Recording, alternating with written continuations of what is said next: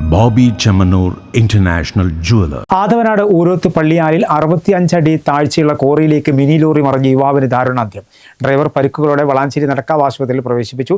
മലപ്പുറം മേൽമുറി പൈത്താനിപ്പറമ്പ് സ്വദേശി കുന്നത്തൊടി മുസ്തഫയാണ് മരിച്ചത്. വെള്ളിയാഴ്ച ഉച്ചയ്ക്ക് 12ഓടെയാണ് അപകടം നടന്നത്.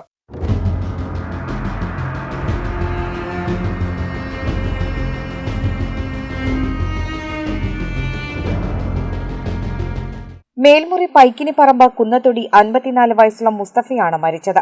വെള്ളക്കെട്ടിലേക്ക് മറിഞ്ഞ ലോറി പൂർണ്ണമായി പുറത്തെടുത്തു. ഹൈഡ്രോളിക് കട്ടർ ഇറക്കി ലോറി ക്യാബിൻ പൊളിച്ചുമാറ്റിയാണ് മുസ്തഫയെ പുറത്തെടുത്തത്. വാഹനത്തിലെ ഡ്രൈവർ ചട്ടിപ്പറമ്പ് ചെങ്ങോട്ടൂർ കാട്ടിക്കുളങ്ങര ജാഫർ അപകടമുണ്ടായ ഉടൻ വാഹനത്തിൽ നിന്നും നീന്തി രക്ഷപ്പെട്ടിരുന്നു. ഇദ്ദേഹം വളാഞ്ചേരിയിലെ സ്വകാര്യ ആശുപത്രിയിൽ ചികിത്സയിലാണ്. അപകട വിവരമറിഞ്ഞ നാട്ടുകാരും പോലീസും ഫയർഫോഴ്സും ഉൾപ്പെടെയാണ് രക്ഷാദൌത്യത്തിന് എത്തിയത്. കേരള വിഷൻ വളാഞ്ചേരി.